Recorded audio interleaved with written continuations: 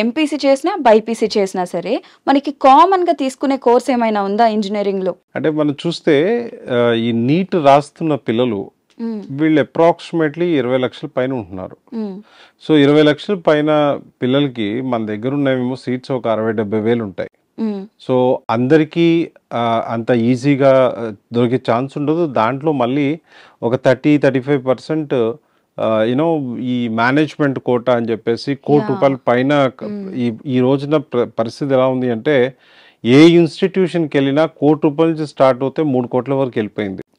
So common man దాని గురించి ఆలోచించే పరిస్థితిలో లేడు మేనేజ్మెంట్ కోటా కోసం. ఏదున్నా కూడా ఆ మెరిట్ కోటా ఏదైతే ఉంటుందో దాంట్లో గనక వస్తే చదువుకోగలుగుతున్నాడు. ఇక్కడ ఎంబీబీఎస్ లో అవకాశం వచ్చేది చాలా తక్కువ మందికి మనం చెప్పొచ్చు. సో ఆ రకంగా మనం చూసుకున్నప్పుడు ఒకళ్ళ ఎంబీబీఎస్ ఈరోజు రిజల్ట్స్ వచ్చాయి. సో ఒక 40,000 50,000 లక్కీ స్టూడెంట్స్ ఉంటారు. సో మిగతా వాళ్ళు ఆల్టర్నేట్గా అదర్ కోర్సెస్ వైపు చూడాలి.